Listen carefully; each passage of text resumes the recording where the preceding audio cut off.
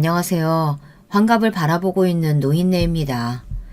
이른 나이에 아들을 낳아 결혼까지 시키고 지금은 홀로 조용히 살고 있습니다. 아들이 노트북으로 이것저것 해보라며 선물을 해줬습니다. 손자는 제가 신세대 할머니라고 아주 좋아하더군요. 익숙하지는 않아도 잘 사용을 하고 있어요. 그러다 글을 쓰게 됐는데 아들내미가 자주 애청하는 곳에 사연을 신청해보라고 해서 이렇게 신청을 해봅니다. 저는 이른 나이에 아들을 가지게 되어 아이를 키우고 장가도 보내고 이른 나이에 손자를 보게 됐습니다. 벌써 손자놈이 고등학교에 들어갈 나이가 됐으니 말입니다. 제 자식만은 일찍 결혼을 하지 않았으면 좋겠다고 생각했는데 부모 팔자 따라간다고 저희 아들도 이른 나이에 아이를 가지게 돼서 이 나이에 다 큰 손주도 있게 됐네요. 지금이야 평화롭고 행복하게 살고 있지만 그 전에 참 말도 아니었습니다. 먼저 제 소시적 인생부터 박복했습니다. 전 어렸을 적부터 풍족하게 살지 못해 남들 가는 대학에 가보지도 못한 채 일을 하게 됐습니다. 저는 어렸을 적 제가 너무 불행하다고 생각했어요. 하지만 아이가 생기고 알겠더라고요. 저희 집이 돈이 없을 뿐이지 굉장히 행복한 가정이었다는 걸 알게 됐습니다. 저희 집은 찢어지게 가난했습니다. 하지만 그 시절 아버지들과는 다르게 저희 아버지는 굉장히 부드러운 사람이었어요. 어머니를 굉장히 사랑하셨거든요. 저희에게도 차별 없이 사랑을 주셨어요. 하지만 그 시절 철없는 아이가 뭘 알겠습니까? 그저 가난한 부모님이 원망스러울 따름이었습니다. 가난은 죄라고 생각했습니다. 돈이 있었다면 일찍 일을 하지 않아도 되고 공부를 했을 텐데 이런 부모를 만나 제가 이렇게 됐다고 생각했습니다. 이런 말을 부모님 앞에서 한 적도 있고요. 얼마나 부모 가슴에 못을 박는 일입니까? 그럴 때마다 부모님은 웃으며 미안하다고 하셨어요.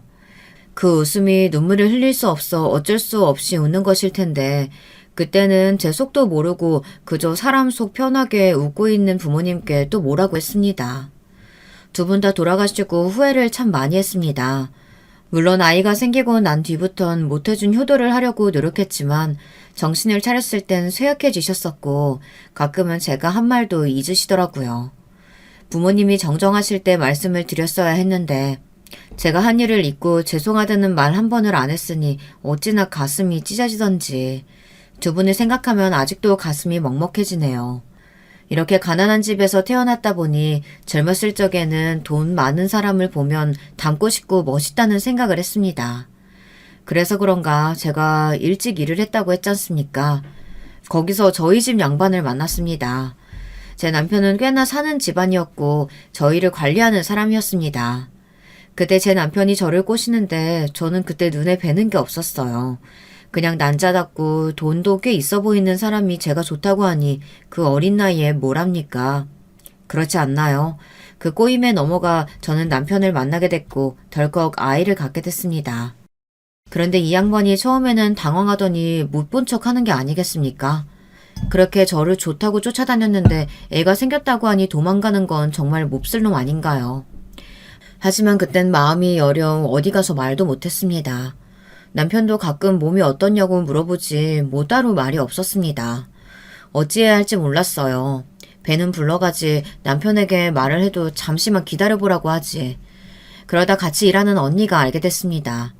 제게 임신을 했냐고 물어봤어요. 저는 울면서 사실대로 말했습니다.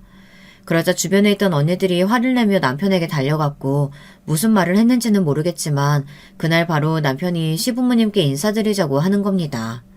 그렇게 그 기센 언니들 덕분에 저는 미혼모를 잊지 않아도 됐습니다. 아마도 그 언니들이 아니었다면 저는 홀로 아이를 키웠을지도 모릅니다. 시부모님께 인사를 드리러 갔는데 아니나 다를까 저를 안 이꼽게 보시는 겁니다. 배경도 없고 나이 어린 여자애가 와서 임신을 했다고 하니 얼마나 기가 막히겠습니까? 하지만 애가 있다고 하니 어쩔 수 없이 허락을 하셨고 집에 들어와서 살라고 하셨습니다. 그리고 저는 곧장 일을 그만두고 시댁에서 지내게 됐어요. 시댁살이는 쉽지 않았습니다. 워낙 까다로운 노인네들이라 맞추기 여간 쉬운 게 아니더라고요. 저희 부모님은 매일 일을 해서 그런가 몸이 성한 곳이 없는데 시부모님은 어찌나 정정하신지 만병의 원인은 스트레스라는데 맞는 말인 것 같습니다. 하고 싶은 대로 다 하고 살고 남 눈치 안 보시는 시부모님을 보면 스트레스라는 걸 찾아볼 수 없으니 그리 건강하게 사시는 거 아니겠습니까? 시부모님은 저한테만 그러는 게 아니라 모든 사람에게 불친절한 사람이었습니다. 그래서 저는 그냥 그걸 보고 위로를 받았습니다. 그리고 주변 사람들을 보면 그 시절 시댁살이는 당연한 거라 제 팔자라 생각하고 넘겼습니다. 문제는 남편이었어요. 남편의 외도 때문에 힘들었습니다. 생선가게 할머니 덕분에 알았습니다. 늘 시댁에 있어야 하는지라 가끔 동네 아줌마들이나 장볼 때 할머니들이 제게 남편이 어딜 다녀왔는지 말해줬거든요. 그런데 어느 날 생선가게 할머니께서 자기가 볼 일이 있어서 다른 곳에 갔다가 어떤 여자와 남편이 함께 있다는 걸 봤다는 겁니다. 만약 여러분이라면 그 말을 듣고 당장 따지겠어요? 어떡할 겁니까? 따지고 싶은 마음은 굴뚝 같았지만 확실한 증거가 없어서 따질 수가 없었습니다. 그 말을 듣고 한동안 잠을 이룰 수가 없었어요. 그래서 시어머니께 친정에 다녀온다고 말을 하곤 할머니께서 남편을 봤다는 장소에 갔습니다. 그런데 웬걸 남편이 보이는 겁니다. 그리고 어떤 여자가 보였는데 그 옆에 있는 여자를 보고 저는 충격을 받아 휘청거리다 쓰러지고 말았습니다. 그 여자는 저의 친구였습니다. 친구도 일찍 결혼해서 한 번씩 부부들끼리 식사를 했는데 그때 눈이 맞았는지 제 친구와 바람이 난 겁니다. 정말 충격적이지 않나요? 아니 모르는 여자도 아니고 가족끼리 밥 먹는 사이인데 그걸 숨기고 바람을 피우다니. 둘 다 간이 부었는지 팔짱을 끼고 돌아다니더라고요. 아무리 동네에서 떨어진 곳이라고 해도 얼마 걸리지도 않는 거리인데 저리 다니니 얼마나 저를 우습게 왔으면 저럴까요. 하지만 저는 달려가지 못했습니다. 그 자리에서 주저앉아 둘이 떠나는 걸 볼 수밖에 없었습니다. 마음으로는 욕을 하고도 남는데 막상 제 친구와 있는 모습을 보니 갈 수가 없더라고요. 그렇게 며칠을 혼자 소가리를 했습니다. 아들을 보면서도 눈물이 나고 밥을 짓다가 눈물이 나고 부모님이 생각나 눈물이 났습니다. 스스로에게 이렇게 말하는 것도 웃기지만 아직 어른이 되지도 않은 아이가 시댁살이도 하고 아이도 키우고 남편의 외도까지 목격했으니 얼마나 힘들었겠어요. 그 시절 말도 제대로 못해서 더 힘들었습니다. 그냥 모르는 척을 할까 나중에 돌아오지 않을까 생각했는데 점점 늦게 들어오고 제 친구의 향이 나는 것 같아 괴로웠습니다. 그래서 전 말을 하기로 결심했어요. 여보, 저 할 말 있어요. 말해봐. 혹시 미정이랑 따로 만나요? 뭐? 그게 무슨 소리야? 따로 만나기는 뭘 따로 만나? 남편은 아니라고 제게 거짓말을 하더군요. 그리고 되려 자기가 큰 소리를 쳤습니다. 너 어디 가서 이상한 소리 하고 다니기만 해봐. 만나기는 무슨, 뭔 헛소리 하고 있어? 그때 남편의 큰 소리에 시어머니가 들어오시더니 무슨 일이냐고 물어보시더라고요. 아버지 주무시는데 무슨 일이냐? 아니에요, 어머니. 주무세요. 아니, 이 사람이 저보고 다른 여자 만나냐고 하지 뭡니까? 뭐? 아니, 지금 누구 보고 여자를 만난다는 거야? 너 미쳤냐? 이게 여기서 자고 먹고 해주니까 네가 아주 정신이 나갔구나. 어디서 하늘 같은 서방한테 그딴 말을 찌꺼리니? 남편은 뻔뻔하게 시어머니에게 제가 자기를 의심한다고 먼저 말을 하는 게 아니겠습니까? 그러자 시어머니는 제게 어떻게 그렇게 말을 할 수 있냐며 저를 다그쳤습니다. 그리고는 저는 시어머니에게 뺨을 맞았습니다. 너무 억울했습니다. 뺨을 때릴 사람은 저인데 되려 제가 맞았으니 얼마나 억울합니까? 시어머니는 제게 미안하다는 말이 없었고 잔소리만 계속 늘어놓으셨어요. 시아버지도 그 말을 들었는지 저를 한심하게 생각하시더라고요. 웃기지 않나요? 얼마나 자기 아들을 믿으면 저러는 건지, 남편이 행동거지가 바른 것도 아닌데 뭘 보고 그렇게 믿는 건지. 저는 너무 괘씸해서 더는 이렇게 참고 있을 수만은 없다고 느껴졌어요. 그래서 저는 또 똑같은 장소에 가서 남편을 기다렸습니다. 하지만 남편을 볼 수는 없었어요. 시간이 지나서 저는 마지막으로 한 번 더 그쪽으로 가봤습니다. 근데 그때 남편이 제 친구와 손을 잡고 지나가고 있더라고요. 저는 곧장 남편에게 달려갔습니다.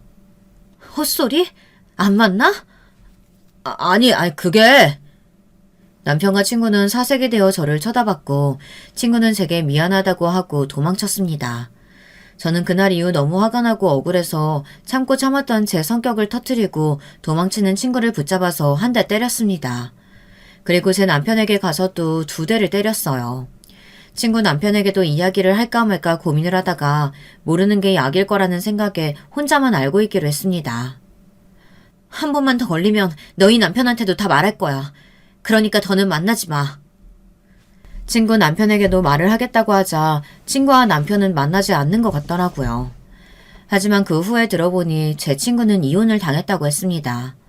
알고 보니 친구가 제 남편과 바람을 피우는 걸 알았고 마음이 떠난 친구의 남편은 증거를 모으기 위해 그동안 가만히 있었던 겁니다. 그 뒤로 남편은 제 눈치를 보며 살았습니다. 시어머니는 애를 얼마나 삶아 먹으면 눈치를 보냐고 뭐라고 하시더라고요. 그렇게 몇 년을 살았어요.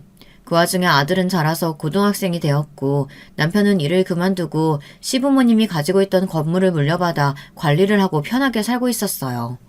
그러면서 옆에 애들이랑 희희낙낙 아주 재밌게 매일 놀길래 매번 그 꼴을 보고 살 수는 없다고 따로 살자고 이야기를 했더니 이혼은 죽어도 안 된다고 이야기를 하더라고요. 나도 이렇게는 더 못 살아. 당신 옆에 애들이랑 노는 거 모를 줄 알아? 그리고 내가 지금 나이가 몇인데 아직도 어머님 아버님 모시고 살아야 돼? 이제 당신이 모시던지 형님 보고 모시라고 해. 나는 몰라. 아니면 나 이혼해. 남편은 이혼을 하면 부모님은 분명 쓰러지실 거라고 말을 하더라고요. 하지만 남편은 분명 다른 이유가 있었을 거라고 생각이 듭니다. 시부모님은 처음에 저를 아주 싫어하셨지만 알죠. 고약한 성질을 가진 사람도 제 사람이면 끔찍히도 아끼는 거. 몇십 년을 함께 살고 제가 이것저것 챙겨주니 시부모님도 자기 자식보다는 제가 낫다고 생각하시는 것 같았습니다. 나이가 들고 나니 시부모님이 저를 다르게 대하더라고요. 그래서 종종 남편에게 재산을 저에게 줘야겠다며 자식들 다 필요 없다고 말을 하는 겁니다. 물론 말만 그렇겠지만 좀 다르긴 달랐어요. 어느 날은 시아버지께서 이렇게 말씀하셨습니다. 네가 성질 고약한 노인네들 맞춰주느라 힘들었다. 어린 나이에 와서 힘들었을 텐데 잘 버텨줘서 고맙다. 너도 힘들면 말하거라. 내가 따로 집 마련해 줄 테니 너도 이제 편히 쉬어야지. 시아버지의 말을 들으니 눈시울이 붉어지더라고요. 그래도 제 마음을 알아주셔서 감사했습니다. 그러고는 얼마 안 가 시아버지는 돌아가셨어요. 그리고 정말 시아버지께서 집을 주셨습니다. 시어머니도 제게 말을 하더라고요. 그때는 참 미안했다. 우리가 못나서 못난 자식 감싼다고 그랬어. 이혼은 하지 말고 그냥 조용히 따로 살면 안 되겠니? 시어머니께서 저희가 했던 이야기를 들었나 봅니다. 시어머니께서 먼저 별거 제안을 했고 그래서 결국 남편과 별거를 하게 됐어요. 저는 부록의 나이에 자유를 맛볼 수 있었습니다. 자유를 느끼고 있을 때쯤 집에만 있기 적적해서 작은 반찬 가게를 냈습니다. 제가 어머니를 닮아 손맛이 좋아 장사는 잘 됐습니다. 그러다가 밥집도 같이 하게 됐는데 밥집이 잘 돼서 합치게 됐어요. 늘 남편에게 돈 받기 그랬었는데 이제는 떳떳하게 제 돈으로 아들 학비까지 책임질 수 있으니 그 양반 얼굴을 보지 않아도 돼서 속이 시원했습니다. 물론 시아버지가 주신 돈이 없었다면 이런 생활을 할 수도 없었겠지만 저도 그만큼 한 게 있으니 받은 거라 생각하고 아주 편안하게 살고 있었어요. 아들이 여자를 데려오기 전까지는요. 저희 아들은 뭐든 곧잘 하는 아이였고 남자 아이들 치고는 굉장히 순한 편이었습니다.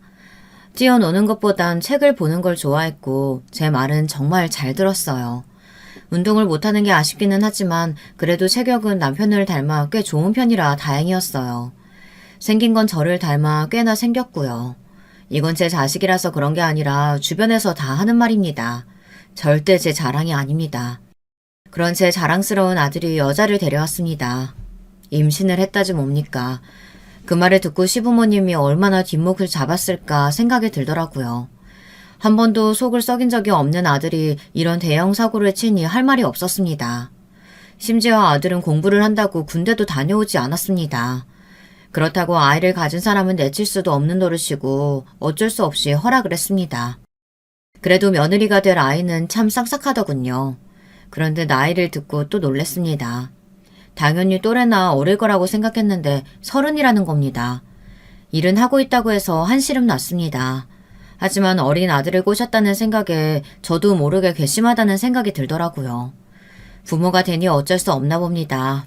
여러분들이라면 어떻게 생각할 것 같은가요? 그리고 상견례 날이 돼서 사돈네를 처음 봤습니다.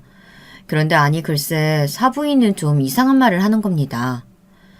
저희 딸은 집안일 같은 거 잘 못해서 그냥 사람 불러서 시키려고요. 아, 네. 그건 문제가 될 건 없죠. 근데 그래도 최소한의 집안일은 자기가 할 줄 알아야 되지 않을까요? 아니면 제가, 아니요. 아이가 집안일하는 걸 워낙 안 좋아하고 또 이 애는 곱게 자라서 뭐 제대로 하는 게 없답니다. 그러니 그냥 사람 부르는 게 좋을 것 같아요.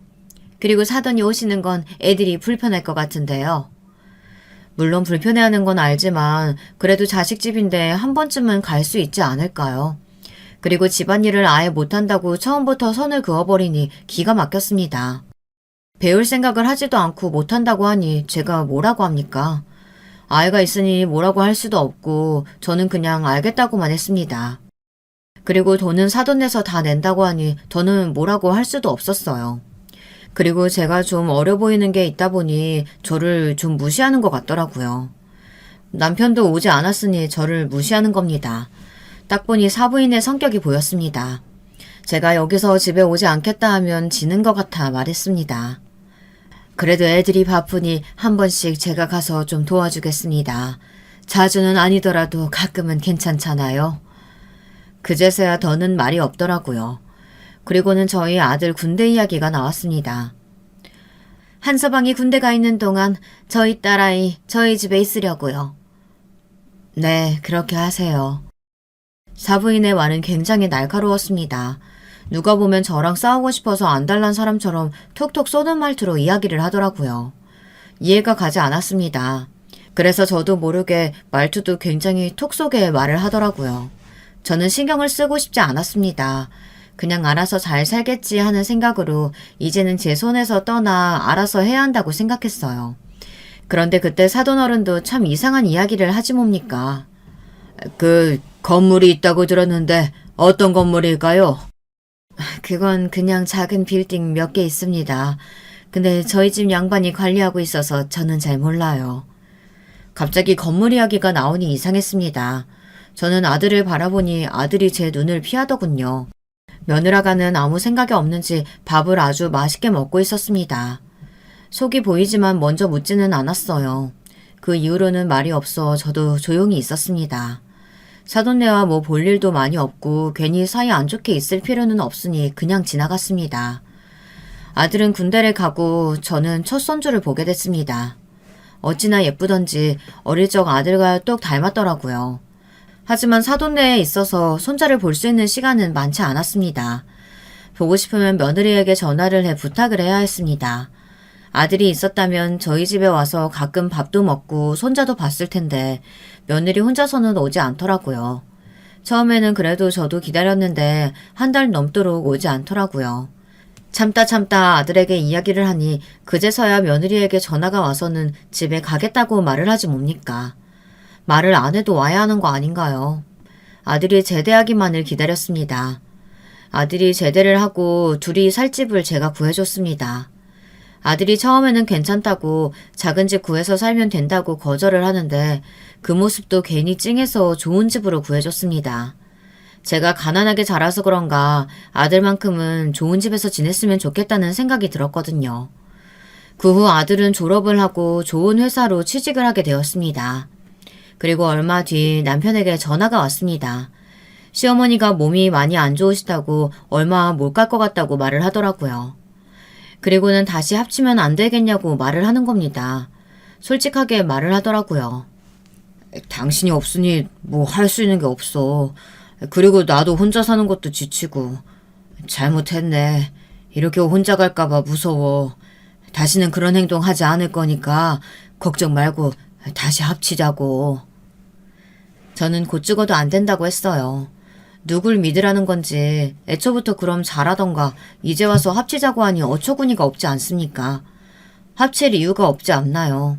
돈이 부족한 것도 아니고 남편을 너무 사랑한 것도 아니고 아들이 원하는 것도 아닌데 다시 같이 살 이유가 없지 않습니까? 저는 같이 살 생각이 없다고 이야기했어요. 남편은 하루하루 계속 제게 전화를 했습니다. 미안하다고 같이 살면 안 되겠냐고 제게 애원을 하더라고요. 저는 단호하게 안 된다고 거절을 했습니다. 그리고 얼마 가지 않아 시어머니가 돌아가셨다는 말을 들었고 그날 남편을 오랜만에 봤어요. 그런데 남편 몰골이 말이 아닌 겁니다. 사람이 아니었어요. 어쩔 수 없나 봐요. 저도 모르게 마음이 약해져서 남편과 합치게 됐습니다. 남편은 그동안 무슨 일이 있었는지 모르겠지만 많이 달라졌더라고요. 아침밥을 차리지를 않나, 아침 일찍 일어나서 청소를 하질 않나, 생전하지 않았던 일을 했습니다. 이 양반이 왜 이럴까? 그냥 하던 대로 해. 내가 많이 느꼈어. 당신이 고생하는 것도 느꼈고, 당신 없으면 안 된다는 것도 뼈저리게 느꼈어. 그러니 앞으로는 내가 다 할게. 처음에는 그냥 이러다 말겠지 생각했었는데 계속 집안일을 하더라고요. 뭐 덕분에 편안하게 지냈습니다. 물론 이것도 몇 달 안 가 다시 돌아왔지만 그래도 달라진 모습을 보니 마음이 약해졌어요. 큰아들을 키우는 기분이었습니다. 보면 손자보다 더 어린 것 같았습니다. 보면 한숨이 나왔습니다. 어느 날 아들 대에 처음으로 갈 일이 생겼는데 경악을 금치 못했습니다. 아들이 오랜만에 전화가 왔는데 처음으로 집 청소를 부탁하더라고요. 무슨 일인가 물어봤는데 사정이 있어서 이모님을 부르지 못하게 됐다고 했습니다. 어머니 죄송해요. 제가 출장 다녀와서 저도 청소를 제대로 못했는데 이게 도저히 안 될 것 같아서요. 부탁드릴게요. 그래서 집에 가봤는데 이게 무슨 완전 개판인 겁니다. 냉장고 정리도 안 돼 있고 빨래도 쌓여 있고 이런 집에서 아들과 손자가 살았으니 화가 치밀어 올랐습니다. 화장실 곰팡이, 유통기한 지난 음식들, 그나마 쓰레기는 제대로 버렸는지 비워져 있더라고요. 저는 바로 청소를 시작했습니다. 해가 쨍쨍했을 때 왔는데 끝나고 보니 어두워지기 시작하더라고요. 저는 장 봐온 걸로 반찬을 좀 만들었고 국도 했습니다. 그때 며느리가 들어왔습니다. 어머니 오셨어요? 그래. 근데 집이 이게 뭐니? 아니 그게 가사도우미분이 못 나오신다고 하셔서 집안 청소를 못했어요. 그게 말이 되니? 매일 배달 음식 먹어? 왜 반찬이 그대로야? 아이는 사돈댁이 봐준다고 들었고. 저 술병은 뭐냐? 술 마실 시간에 청소를 했어야지. 어머니 죄송해요. 제가 집안일은 해본 적이 없어서요. 며느리의 말에 저는 뒷목이 당겼습니다. 철부지에 딸을 둔 기분이 들었어요. 말을 해봤자 저만 혈압이 오를 것 같아 씻고 밥 먹으라고 했습니다. 며느리는 집안을 보며 제게 엄지척을 해주더군요. 그 모습을 보는데 또 혈압이 오를 것 같았습니다. 뭐 제대로 하지도 않으면서 애교 부리는 며느리 어떤가요? 속은 다 뒤집어지고 뭐라고 해도 뭐가 잘못된지도 모르는 며느리 정말 답답합니다. 우리 똥강아지는 승혜 씨가 데리고 온다고 했어요. 마침 제 아들과 손자가 같이 들어오는 겁니다. 며느리와 이야기를 하면서 가슴이 답답했는데 아들과 손자를 보자 가슴이 뻥 뚫리는 것처럼 마음이 녹더라고요. 근데 어찌 며느리는 제 남편과 아들이 왔는데 반가운 기색이 없더라고요. 제 눈치를 한번 보고는 그제와 맞냐고 다정하게 대하는 겁니다. 기분이 썩 좋지는 않더라고요. 그리고 몇 번 청소를 도와줬습니다. 그전보다는 심하지 않았지만 분명 청소를 하지 않은 집이었습니다. 너는 청소 안 하니? 청소를 하면 더 더러워지는걸요? 말이 됩니까? 청소를 하면 더 더러워진다는 말이 이해가 갑니까?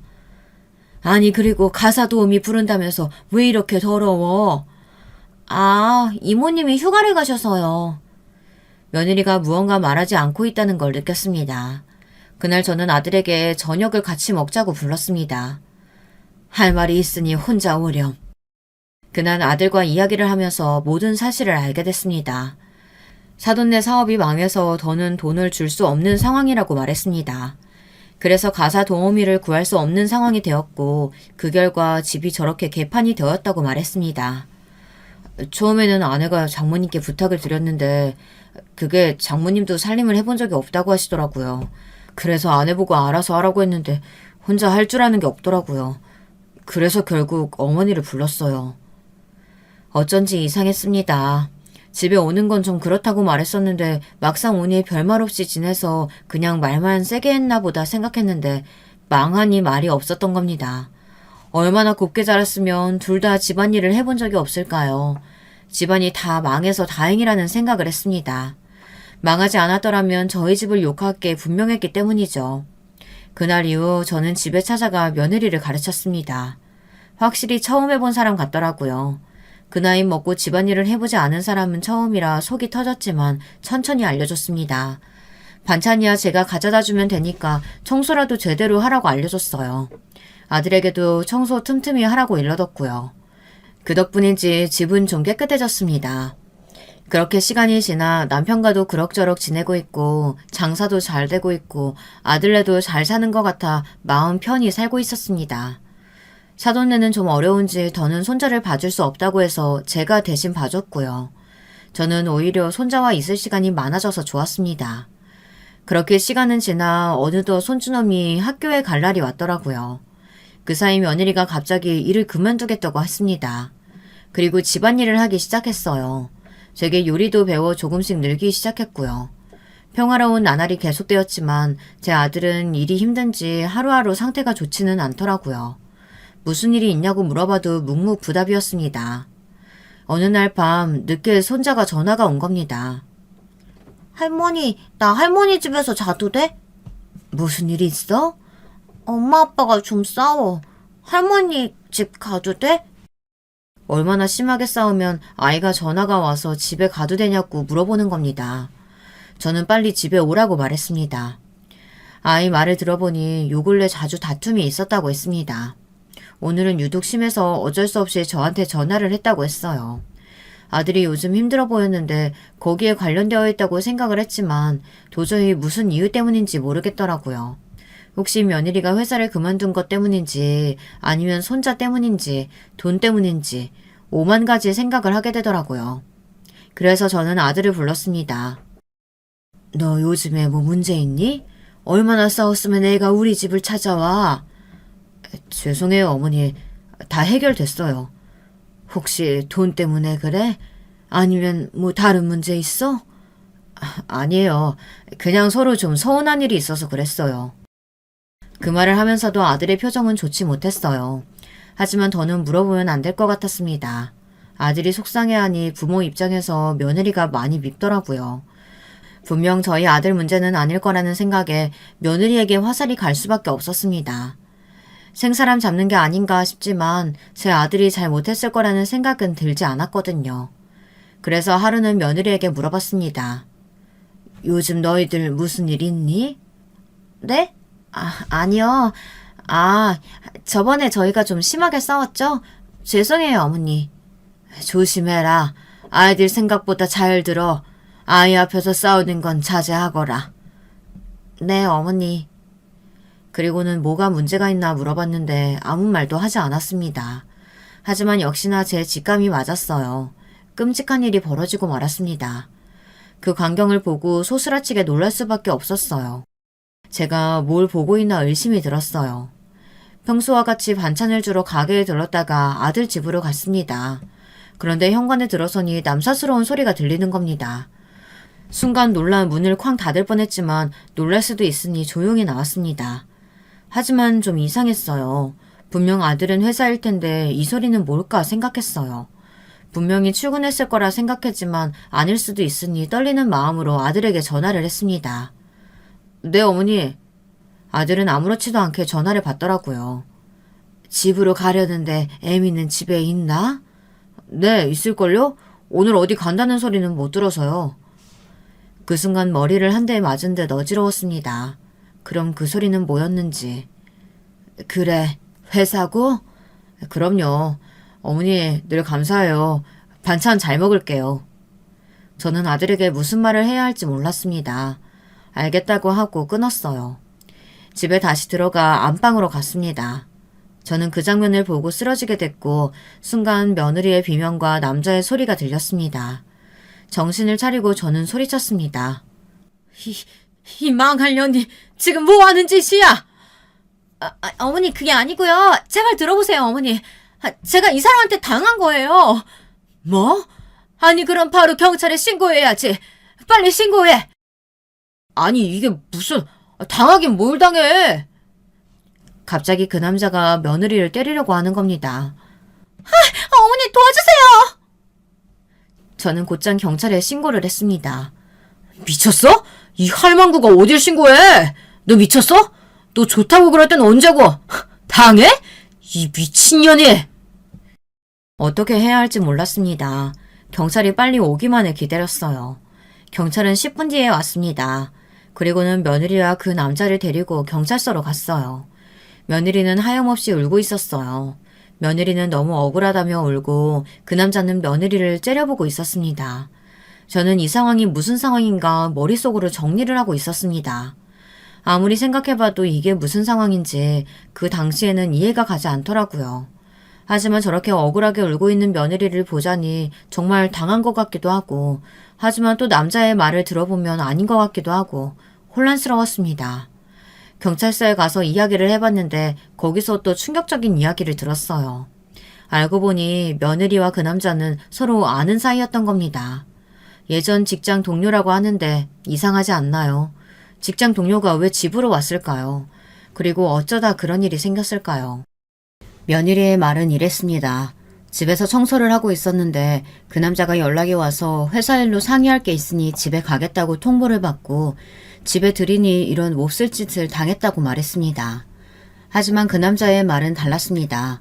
며느리가 집으로 오라고 얘기해서 집에 왔는데 갑자기 제가 들어왔고 그러자 며느리가 자기를 강간범으로 몰았다고 하더라고요.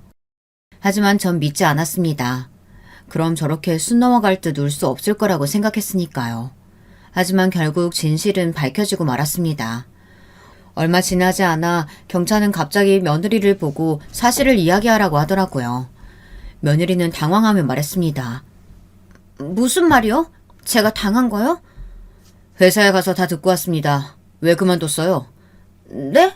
아니 그게 무슨... 바람 피우고 있다는 소문 때문에 그만둔 거 아닙니까? 저 사람이랑 바람 난 거 아닙니까? 아니 그게 무슨 말이에요? 알고 보니 그냥 회사를 그만둔 게 아니라 그 남자와 바람 피운다는 소문이 나서 회사에서 쫓겨나듯 그만뒀다고 하는 겁니다. 그 말을 듣고 저는 한 번 더 충격을 받았습니다. 그럼 그동안 계속 바람을 피워왔던 거 아니겠습니까? 그리고 며느리가 정말 소름이 끼쳤습니다. 그러면서 자기는 피해자인 척 저를 속이고 온 거잖아요.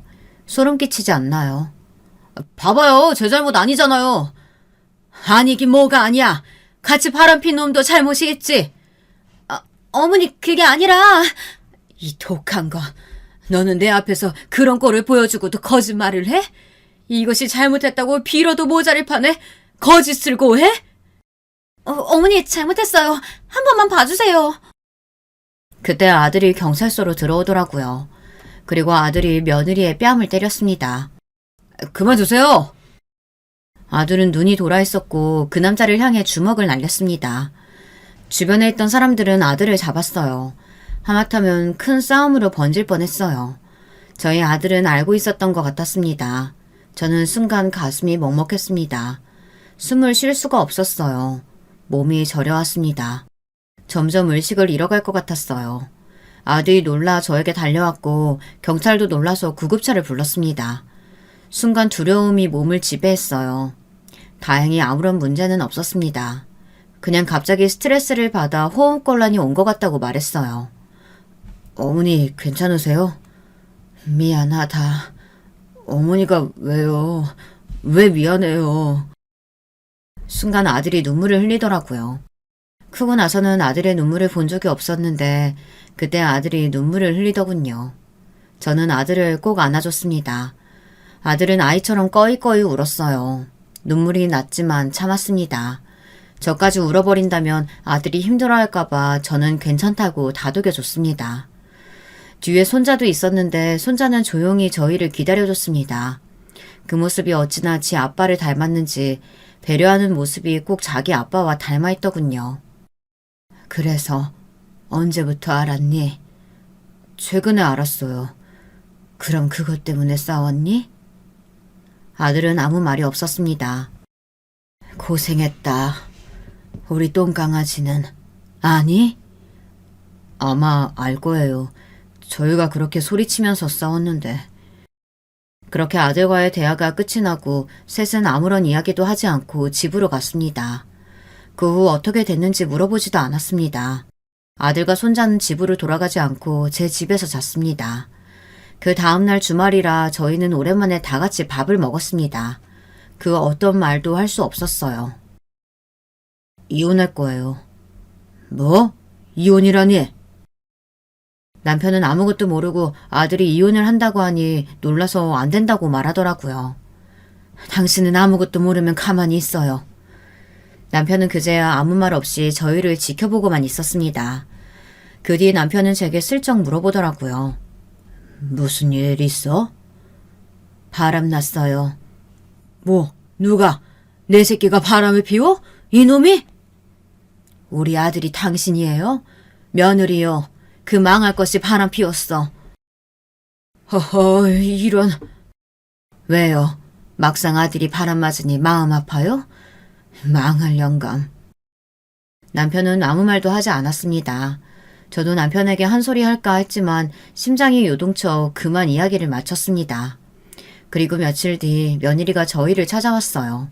큰 꽃다발과 반찬을 가져왔더라고요. 저는 돌아가라고 말했습니다. 하지만 그 말을 듣지 않더라고요. 며느리는 그대로 무릎을 꿇었습니다. 어머니 죄송합니다. 한 번만 용서해 주세요. 그 사람 좀 알려주세요. 나도 모른다. 네 잘못은 네가 책임져야지. 어머니 제발요. 부탁드릴게요. 이거 어머니한테 배운 거 제가 요리해서 반찬 가져와 봤어요. 그리고 이 꽃 어머니 좋아하시죠? 꽃도 사왔어요. 너는 이제 와서 이런 거 하니? 됐다. 가져가라. 며느리는 이제 와서 반찬을 싸오고 제가 좋아하는 꽃을 사왔더라고요. 한 번도 가져온 적이 없었는데 이제서야 가져오니 참 가짠더라고요. 안 그런가요? 평소에나 좀 잘하면 그래도 짠해서라도 봐줄 텐데 이제 와서 이런 꼴을 보이니 어이가 없었습니다. 여러분이라면 받을 건가요? 저는 반찬은 먹기 싫어서 바로 가져다가 버렸습니다. 그리고 또 얼마 뒤 사돈이 찾아온 게 아니겠습니까? 정말 징글징글했습니다.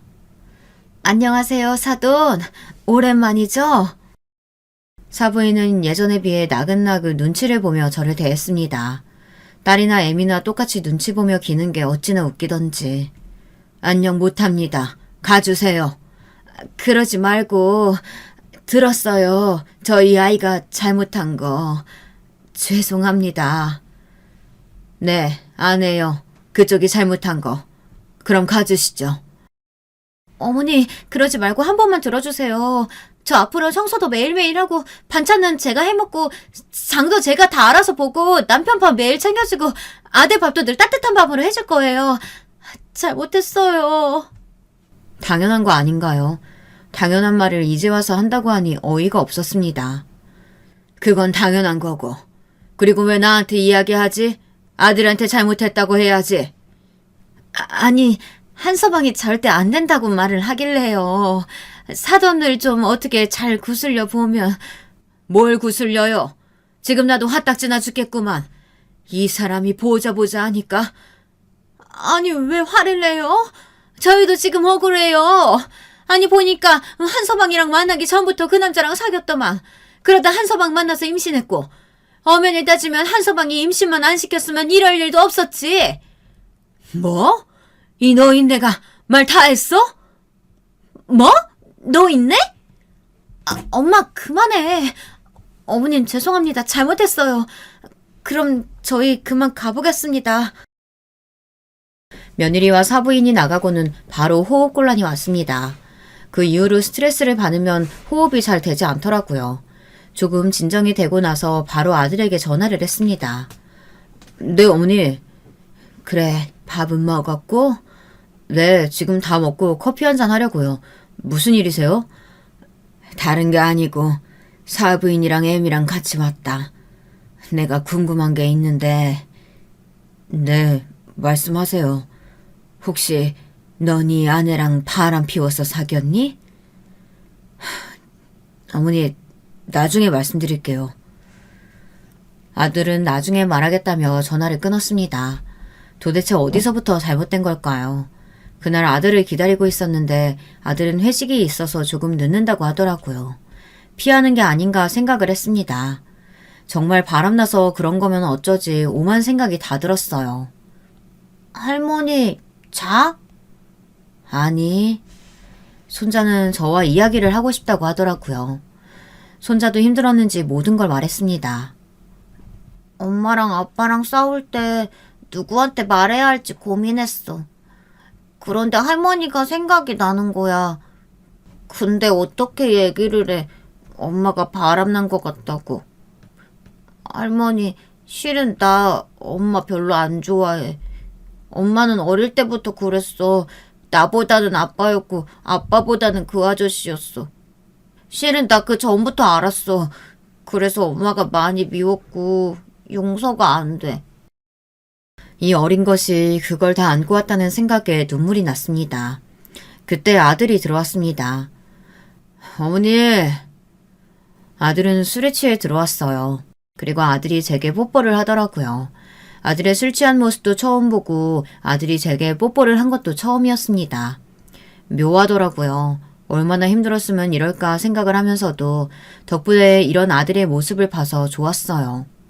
저는 아들에게 물었습니다. 하지만 아들은 아니라고 말했어요. 자기도 속았다고 말하더라고요.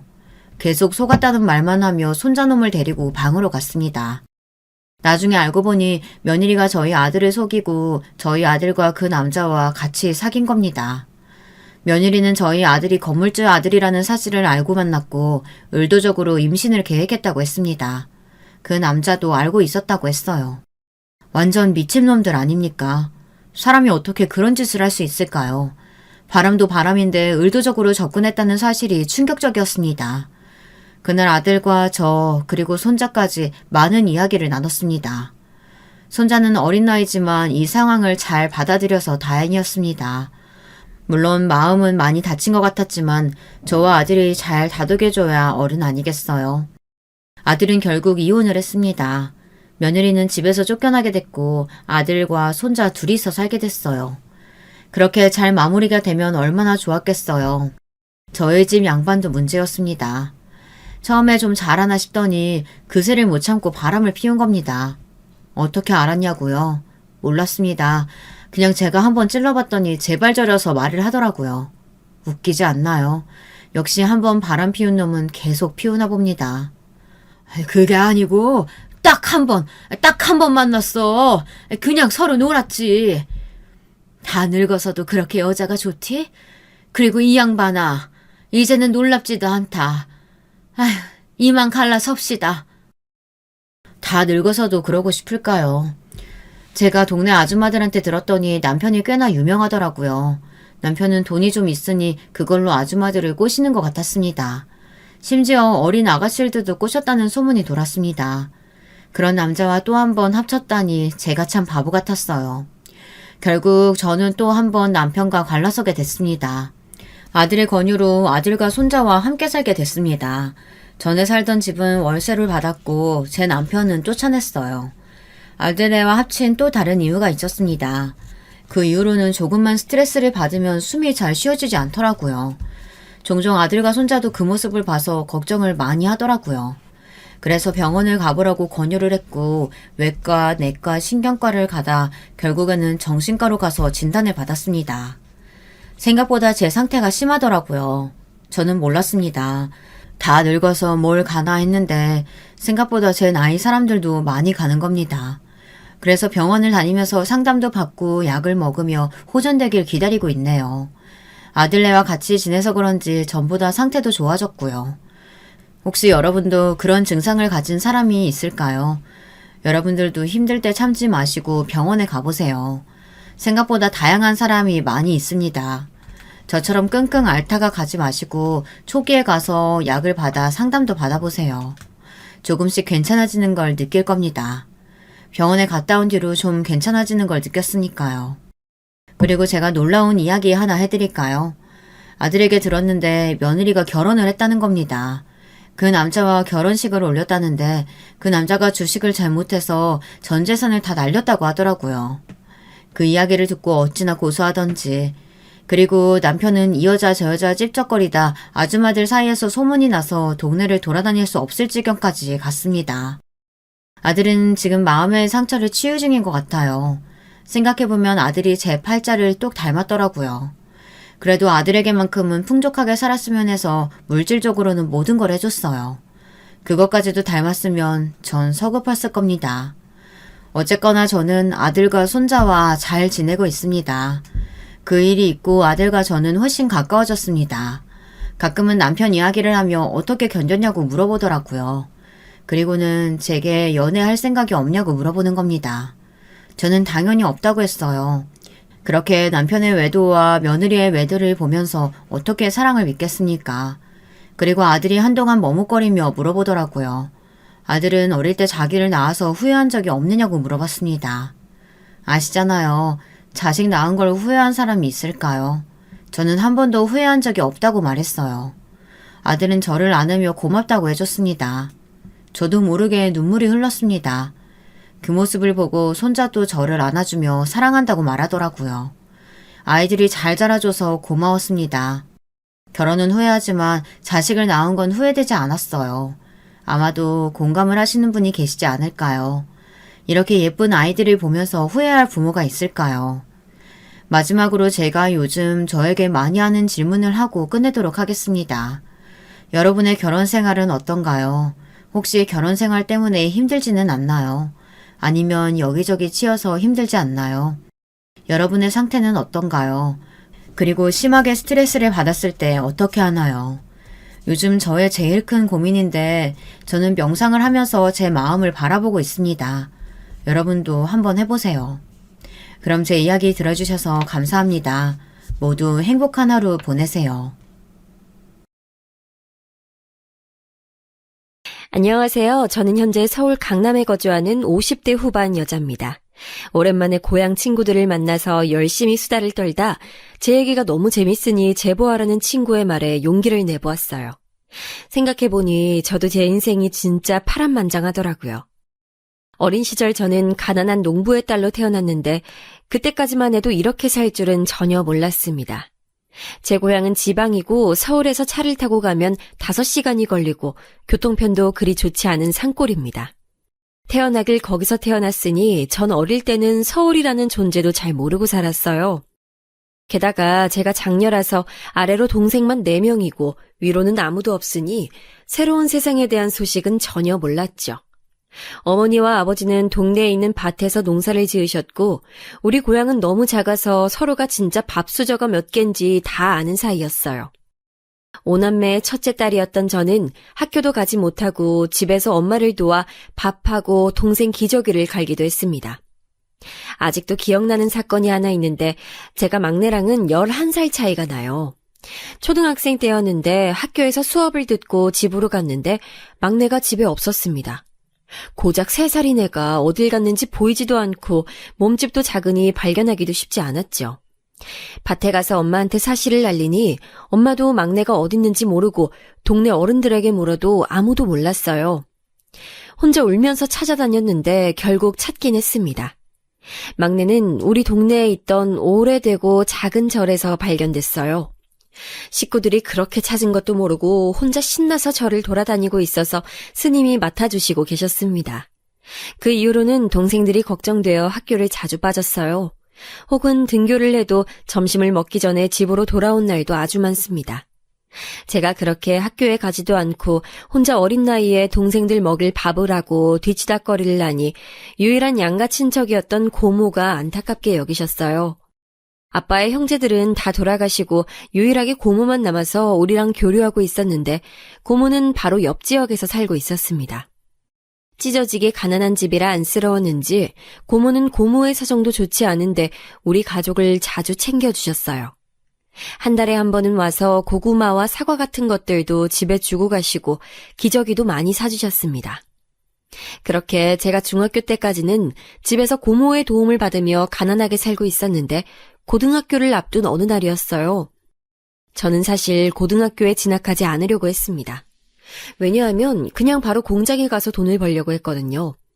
지금은 고등학교 진학이 당연한 시대지만 저 때는 고등학교를 졸업하지 않거나 혹은 중학교도 졸업하지 않은 사람들이 종종 있었어요.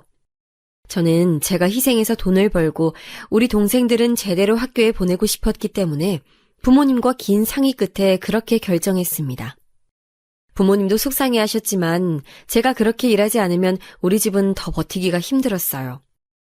아버지 건강도 안 좋으셔서 예전처럼 긴 시간을 밭에서 보내기도 힘들었고 동생들이 크면서 아무래도 드는 돈이 많았습니다.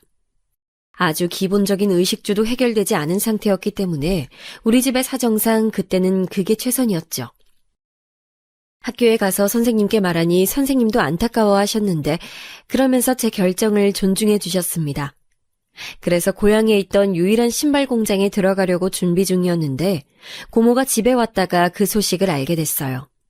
그리고 화를 내며 고등학교는 꼭 가라고 하셨습니다. 예, 미순아. 고모가 고등학교 학비 대줄게. 고모 집으로 와서 살아.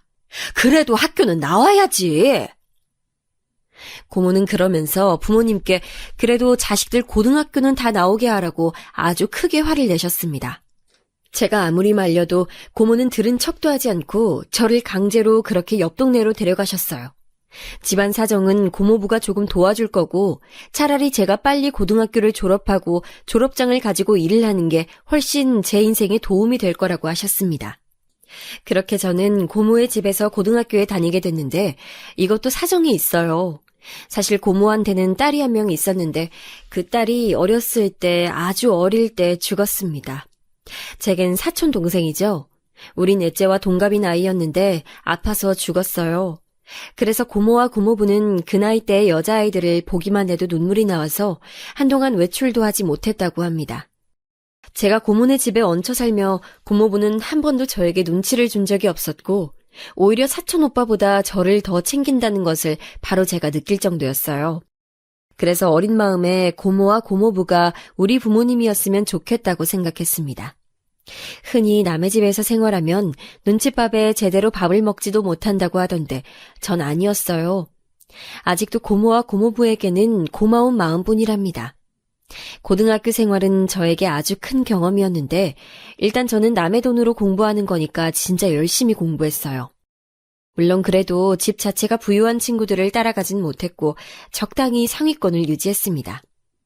제가 나온 고등학교는 공학이었는데 거기서 처음으로 남자친구를 사귀게 됐어요. 1학년 때 만났는데 그렇게 외모가 잘난 편은 아니었어도 참 다정하고 말도 많았습니다. 무엇보다 집 방향이 같고 고모네 집과 가까워서 자주 등하교를 같이 했는데 나중에 친해지고 한 사실인데 남자친구는 집이 아주 잘 사는 집이었어요. 동네에서 유명한 집일 정도로 잘 사는 집이었습니다. 고모한테 밥을 먹다 물어봤더니 바로 부자라고 말해주더라고요. 사촌 오빠는 공부를 못하고 노는 걸 진짜 좋아해서 친구들과 놀러 다니기 바쁜 사람이라 공부도 잘하고 다정한 모습에 제가 반하게 됐습니다. 다행히 그 친구도 절 좋아해서 서로 연애를 시작하게 됐어요. 부끄러워서 고모에게는 남자친구의 존재를 알리지 않았는데 고모는 바로 알게 됐습니다. 왜냐하면 바로 남자친구의 어머님이 우리 고모의 집으로 찾아왔어요. 애들이 사귄다던데 혹시 알고 계셨나요?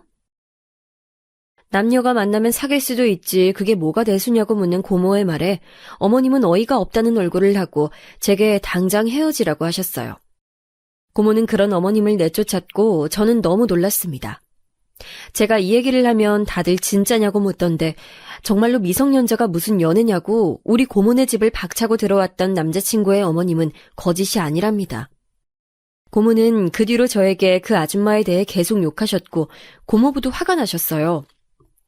제게 되도록 헤어지는 게 좋을 것 같다고 무슨 치맛바람이 저렇게 세냐고 욕하셨죠. 저는 고모와 고모부가 왜 싫어하는지 당연히 이해는 했는데 이상하게 머리로는 저도 지독하게 엮이기 전에 헤어져야 한다는 사실을 알았지만 막상 현실로 헤어지진 못했어요. 그렇게 남자친구와는 어머님의 눈초리를 피해서 사귀었는데 몰래 하는 연애라서 그럴까요? 너무 재밌었습니다. 제가 앞에 말한 고향 친구들이 바로 이때 고등학교 친구들인데 아직도 만나면 이때 얘기를 하느라 시간 가는 줄 모를 정도예요. 행복하고 말도 많았던 고등학교 시절이 지나고 저는 진로에 대해 고민하기 시작했습니다. 사촌 오빠는 방황하다 삼수 끝에 대학을 갔던 상태였고, 고모부는 저에게 되도록 대학 진학을 고민해보라고 하셨어요. 하지만 우리 부모님은 고등학교는 나왔으니 이제 빨리 돈을 벌기를 원하셨죠. 제가 고모 집에서 고등학교에 다니며 방학에 본가에 갈 때 사실 마음이 매우 좋지 않았습니다. 따뜻한 집에서 따뜻한 밥을 먹으며 편하게 고등학교에 다니던 저와 달리 동생들은 제대로 된 난방도 없는 곳에서 감자로 끼니를 때우고 있었거든요. 그래서 고모와 고모부의 제안도 거절하고 결국 취업하게 됐는데 고모한테 양해를 구하고 고모네 집과 가까운 곳에서 일하게 됐습니다. 저도 돈을 버니까 본가에도 돈을 보내고 고모에게 생활비도 줄 수 있어 아주 기뻤어요. 졸업하고 작은 회사에 취업한 저와 달리 제 남자친구 진철이는 대학에 진학하게 됐습니다. 즐거웠던 고등학생 시절과 달리 물리적으로 남자친구와 저는 멀리 떨어져서 자주 보지 못했어요. 왜냐하면 남자친구는 서울에 있는 학교에 입학해서 아예 서울에서 자취를 시작하게 됐거든요. 제가 만약 같은 학생이라면 어떻게든 시간을 내서 많이 찾아갔을 텐데 회사에 다니느라 그러지도 못했습니다. 확실히 처음 하는 사회생활은 힘든 시기였는데 그때 제대로 얼굴을 보지 못하니까 너무 슬펐어요. 고등학교 때 의지하던 대상이었던 남자친구의 존재가 옆에서 사라지니 사귀어도 사귀는 것 같지 않았습니다. 결국 저는 20살 여름에 헤어지자고 제가 먼저 말하게 됐어요. 제가 그렇게 말하니까 절대 헤어질 수 없다며 붙잡던 남자친구는 더 만날 힘이 없었습니다. 사실 저는 그렇게 이별하게 되면 그냥 깔끔하게 끝날 줄 알았는데 생각보다 남자친구는 저를 많이 붙잡았어요. 심지어 붙잡겠다고 그때가 방학이라 둘 다 고향에 있었는데 우리 고모의 집을 찾아오기도 하고 제가 다니던 회사에 찾아오기도 했습니다. 아무리 떨쳐내려고 해도 쉽지 않아 결국 다시 사귀게 됐는데 그 뒤로는 남자친구가 시간만 나면 고향으로 와서 외롭지 않게 해줬어요. 그때 힘들었던 이유가 남자친구도 그렇지만 무엇보다 우리 가족들 생각이 힘들었는데 그런 저를 이해한다고 본인의 용돈을 모아 저에게 주기도 할 정도로 헌신적이었습니다. 실제로 그때 제가 돈을 아무리 본가에 보내도 한계가 있었어요.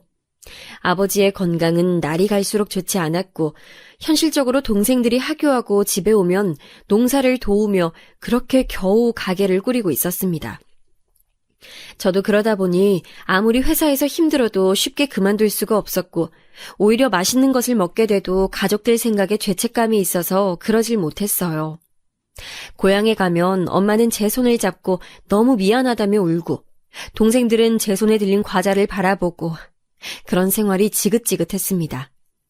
당연하다고 생각하면서도 남자친구가 얼마나 부러웠는지 몰라요. 그렇게 다 있는 집안에서 태어나면 적어도 이런 걱정은 하지 않아도 되잖아요. 그렇게 방황하고 힘들었던 시절을 제 옆에서 지켜준 남자친구가 얼마나 고마웠는지 모릅니다. 남자친구가 군대에 갔을 때 저는 면회에 자주 갔었는데 아무리 회사 일이 바빠도 면회 가는 날은 무조건 비워놓을 정도였어요. 그러면서 남자친구의 어머님을 다시 마주치기도 했는데 대놓고 저를 미워하시고 마음에 안 들어하는 게 눈에 보였습니다. 아직도 사귀니? 언제 헤어질 거니? 너 설마 우리 아들하고 결혼할 예정은 아니지? 결혼은 집안 대 집안이야. 저는 아직도 저를 위아래로 훑으며 째려보던 그 표정을 잊을 수가 없어요. 그래도 남자친구 앞에서 그러면 하도 난리를 치니까 꼭 우리 둘이 있을 때만 그러던 남자친구의 어머님은 급기야 전역할 때가 되니 그때는 더 저에게 노골적으로 뭐라 하기 시작했습니다. 어린 마음에 어머님에게 잘 보이겠다고 나름 꽃다발도 사고 손수건도 사서 갔었는데 너무 대놓고 거절하며 받지도 않던 모습이 아직도 눈에 선할 정도예요. 하필 남자친구는 외동이고 또 아들이라 그 당시 남아 선호 사상이 아주 심할 때라 어머님이 싸고 도는 정도가 심했답니다.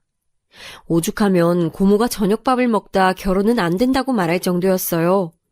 저도 당연히 고등학교 때도 그랬지만 머리로는 결혼은 하지 말아야지 생각했는데 그게 현실로 옮기는 게 왜 이렇게 힘들었는지 모르겠습니다.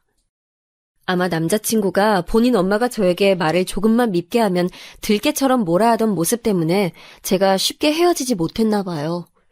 전역한 남자친구는 사귀고 처음으로 우리 부모님을 보러 갔는데 가기 전에 얼마나 고민을 했는지 모르겠습니다. 우리 집이 부끄러운 건 아니었는데 되게 복잡한 마음이었어요. 고모는 우리 집보다 더 잘 사니까 혹시 우리 집도 그런 수준이라고 생각하면 어떡하지? 우리 아버지는 고모부처럼 은행에 다니시는 게 아니고 지금 아파서 집에 누워 계시는데 이런 마음이 가득했습니다. 그리고 그 걱정은 바로 사라지게 됐습니다. 남자친구는 싹싹하게 미리 준비한 고기를 엄마에게 건넸어요. 그러면서 제 동생들과 놀아주기 시작했는데 아직 초등학생이었던 막내가 특히 남자친구를 좋아했습니다. 엄마는 저 사람이 결혼할 사람이냐고 저에게 물었고 전 아직 모른다고 대답했는데 대답하면서도 속으로 결혼하고 싶은 마음이 샘솟았어요. 그렇게 남자친구는 서울에서 대학을 졸업하고 바로 고향에 왔는데 도착하고 바로 저에게 결혼하자고 했습니다. 당연히 좋은 마음이 대부분이면서도 당황스럽고 또 한편으로는 걱정이 들었어요. 고등학교 때 사귀던 것도 싫어하던 어머님이 알면 분명히 대놓고 반대하실 테니 속으로 어떻게 마음을 돌릴 수 있을까 생각했습니다. 고모에게 말하니 고모는 절대 안 된다며 저를 말렸어요. 얘 미순아, 잘 생각해. 그 집은 안 돼. 고모부까지 나서서 저를 말리고 심지어 사촌오빠도 저를 졸졸 따라다니며 말렸습니다. 남자친구는 다른 사람의 말은 듣지 말고 오로지 우리가 서로 사랑하는 마음만 생각하라고 했는데 그러고 싶어도 어머님의 강렬한 반대를 막아내는 것은 참 힘들었습니다. 결혼 허락을 받으러 남자친구의 집에 들어갔는데 사실 그날 저는 들어가자마자 아주 놀랐어요. 초라한 우리 집이 생각나는데 진짜 영화에서나 보던 그런 화려한 집을 보며 입을 다물 수가 없었고 오히려 기가 눌렸던 기억이 납니다. 사귀고 몇 년이나 지나고 처음으로 들어가 본 집이었는데 집에는 어머님도 계시고 아버님도 계셨어요. 아버님은 아주 조용하셨고 어머님처럼 대놓고 반대하시진 않았는데 그렇다고 저를 반기는 것은 더 아니었습니다. 낮고 굵은 목소리로 아버지는 뭐 하시냐부터 시작해서 현재 제가 일하는 곳의 위치, 그리고 본가 집의 주소와 모은 돈까지 아주 세세하게 물어보셨어요. 심지어 제가 동생이 넷이라고 하니까 한숨을 쉬며 나이와 성별을 물으셨죠. 제가 대답할수록 어머님은 표정이 굳으셨고 나중엔 결혼은 무슨 결혼이냐고 저에게 양심도 없다고 내쫓았습니다. 남자친구가 아무리 화를 내도 두 분은 꼼짝도 하지 않으셨어요. 고모에게 이 사실을 전하니 고모는 차라리 그렇게 대놓고 반대해줘서 오히려 고마울 지경이라고 그냥 저보고 정신을 차리라고 했습니다. 남자친구의 어머님은 급기야 우리 회사까지 와서 제게 헤어지라고 하며 헤어지면 아버지의 병원비를 주겠다고 하셨을 정도로 따라다니며 반대하셨어요. 나중엔 회사 사람들도 제 사정을 알게 되어 얼마나 창피했는지 모릅니다. 저도 고모의 말을 듣고 생각하고 고등학교 동창 친구들의 말을 들어보니 이런 결혼은 하더라도 제 행복을 보장해주지 못하겠더라고요. 그래서 결국 또 제 입으로 남자친구에게 헤어지자고 말하게 됐고 그때는 남자친구도 본인 부모님의 의견을 거역하지 못하겠는지 알겠다고 울며 서로 헤어지게 됐습니다. 헤어지고 아무렇지 않을 줄 알았는데 전혀 그렇지 못했고 회사에서도 안 하던 실수하고 멍하게 있느라 버스 정류장을 놓치는 일도 부지기수였어요. 남자친구의 아버지는 사업을 한다고 들었는데 남자친구는 대학을 졸업하고 아버지 일을 물려받느라 아주 바빠 보였습니다. 차라리 그렇게 바쁜 게 낫다고 생각하며 저도 회사 일에 집중하며 시간을 보내려고 했는데 어느 날부터 갑자기 소화가 안 되기 시작했어요. 저는 이별 후유증이라고 생각하며 대수롭지 않게 넘겼는데 어느 날부터는 또 먹은 것도 없는데 아침부터 속을 개워내기 시작했어요. 고모가 이상하게 여겨 같이 병원에 갔는데 거기서 저는 충격적인 소리를 듣게 됐어요. 바로 제가 무려 임신 5개월이라는 소리를 듣고 할 말을 잃고 말았습니다. 고모는 의사에게 지워줄 수 없냐고 물었는데 이미 시기가 너무 많이 지났다고 낫는 것으로 유도하더라고요. 저는 현실이 믿기지 않아 혼자 멍하게 있는데 고모는 당장 제 남자친구에게 책임지라고 해야 한다고 저를 끌고 남자친구의 집 앞으로 데려갔습니다. 그리고 정신을 차려보니 고모와 저는 남자친구의 집에 거실에 들어와 있었어요. 제 임신 소리를 듣고 시아버지는 표정을 굳히고 아무 말이 없었고 남자친구는 되게 복잡한 표정이었습니다. 시어머니는 그래서 그 아이가 자기 아들의 아이가 맞냐고 오히려 따졌어요. 그럼 우리 조카가 다른 남자 아이를 임신했다는 거예요? 그럴 가능성이 있잖아요.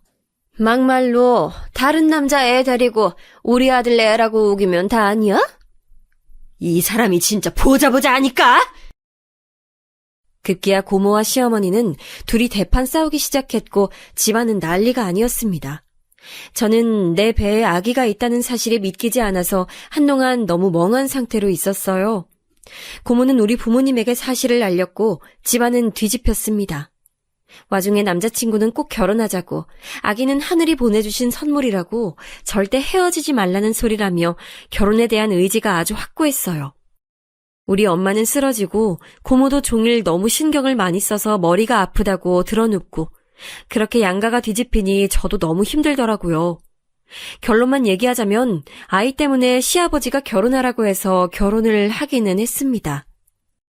남자친구가 시아버지 밑에서 일을 배우고 있던 터라 제가 시댁에 들어가서 살기로 했는데, 시어머니가 안 그래도 저를 마음에 들어 하지 않았는데 임신까지 해서 같이 살게 됐으니 시집살이가 말도 아니었어요. 제가 들어간 첫날부터 청소와 빨래를 시키는데 남편이 옆에서 임신한 사람한테 왜 그러냐고 뜯어말려도 들은 척도 하지 않으셨습니다. 부잣집이라 집에 일하던 이모가 없던 것도 아닌데 시어머니는 꼭 제가 집안일을 다 하길 원하셨어요. 이 소리를 듣고 친구들은 일부러 애 유산시키려고 그런 거 아니냐고 할 정도로 악독했습니다. 너는 예단도 안 들고 오고 그냥 애만 임신해서 왔으니 그 정도는 해야지. 시어머니 말대로 저는 집안 사정이 워낙 좋지 않으니 예단을 주고 싶어도 줄 수가 없던 환경이었고 혼수도 제대로 하지 못했어요. 시아버지는 시어머니가 그렇게 저에게 시집살이를 시키셔도 그냥 모른 척 하셨고, 남편은 퇴근하고 오면 저에게 조금만 참자고, 본인이 사업을 완전히 물려받으면 반드시 저를 데리고 나가겠다고 매일 말해주어 견뎠습니다. 시어머니는 제가 회사에 다녀봤자 돈이 많이 되지 않는다고 하며 그만두고 집안일에 집중하길 원하셨는데, 안 그래도 임신하고 신경통 때문에 편두통이 왔던 터라 저는 회사를 그만두게 됐어요. 종일 시댁에서 요리, 빨래, 청소하는데 그게 여간 힘든 게 아니었습니다. 임신해서 몸도 무거운데 새벽 5시에 일어나 식구들 먹을 밥을 하고 있으니 제가 식모가 된 기분이었어요.